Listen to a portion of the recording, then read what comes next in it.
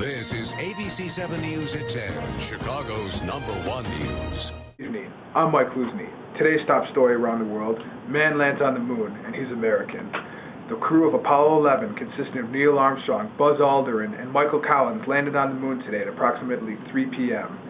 Houston, Michigan received a radio transmission from Madrid at around 2 p.m. confirming that the lunar craft landed and a mission was a success. They are taking pictures of the lunar surface as we speak and are delivering transmissions of video to all of the major broadcast networks around the nation. We hope to hear more news about the moon and more from Buzz Aldrin and Neil Armstrong, as they're the only ones on the surface. And here's a clip of the landing. I'm going to step off the limb. That's one small step for man, one giant leap for mankind. Columbia, this is Houston, AOS, over. Houston, Columbia, Gate, over. Roger, the EVA is progressing beautifully. They're setting up the flag now. I guess you're about the only person around that doesn't have TV coverage of the scene. That's all right, I don't mind a bit. They've got the flag up now, and you can see the stars and stripes on the lunar system.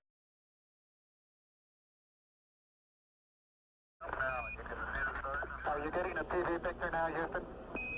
Neil, yes, we are getting a TV picture. You're in our field of view now. I'd like to evaluate the various paces that a person can traveling on the lunar surface. You do have to be. All right, you do have to be rather careful to keep track of where your center of mass is. Sometimes it takes about 2 or 3 paces to make sure that you've got your feet underneath you.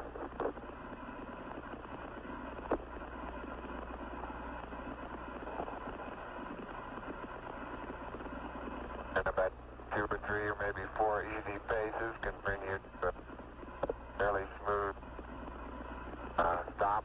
Like a football player, you just have to put out to the side and cut a little bit.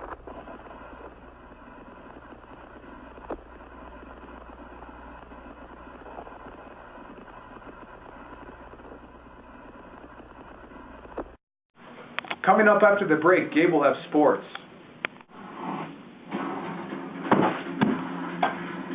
Man. Don't worry, young lad. We got the Hokey by Oric. Introducing the world's first carpet sweeper that requires no electricity at all. You just go over it and it sweeps like that.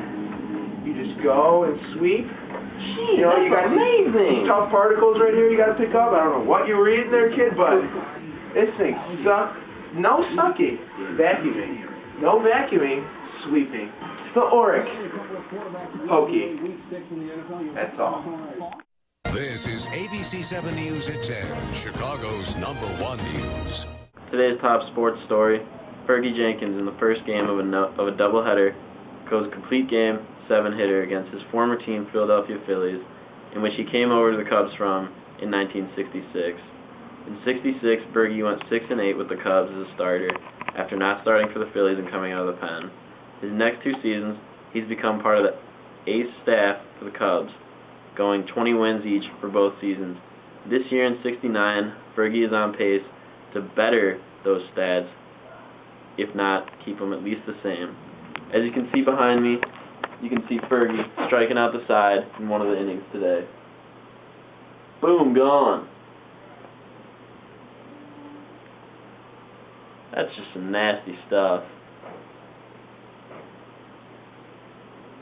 He's just, man, that I can't even say anymore. He's just that good. With the win today, recorded his 13th win of the season, bringing his record to 13-7. Looks like a good start for the doubleheader today. Dick Selma, winning the second game of the doubleheader, also went the distance, taking his record to 10-4. The Cubs this season are doing pretty well, I would say. Their record to this point is 61-37. The Cubs won Game 1, 1-0 in the second game, 6-2. Now, food with Kluz. Food. I decided to take a look at old Greektown at a new restaurant being opened up by the infamous Spiros Care called the Olympia House, located at 212 South Halsted Street. Mr. Kerr was the owner of the Athens Restaurants, which was closed to make room for the University of Illinois Chicago campus on the west side. The new Olympia House is very similar to the old Athens restaurant, with many of the same themes on the inside, as well as a similar menu that includes such delicious meals as pastito, souvlaki, and tipora. These specialties of the Athens House were sure to be enjoyed at Olympia House, and I thoroughly enjoyed the dish of souvlaki that I tried. The restaurant will be open from 11 a.m. to 4 a.m. daily, with the moderately expensive a la carte menu. Everyone should try this Greek specialty. It is a wonderful choice. After the break, Cesar with news. Oreo by Nabisco. Always goes great with the cold glass of milk. Oreo, milk's favorite cookie. This is ABC 7 News at 10, Chicago's #1 news. The LPCA approved a revised version of the plan of the expansion of Augustana Hospital. They also asked for approval of the sale of the urban renewal located at Armitage's and Halsted to Chicago Tennis Club. The revised plan ended up costing about $1 million more than the original plan. The 4-point Augustana Hospital expansion program asked for 33 low-income housing units, which would total to 75. People who could be eligible for the house had to work for the hospital, qualify financially, and are residents of the Lincoln Park community. The hospital would include the extended care wing that will come with the expansion, available on equal basis to all residents. The hospital will continue its emergency room facilities on the same basis. The plan reduces parking garage from the capacity of 540 to 400. The space added would be for 33 units of low-income housing.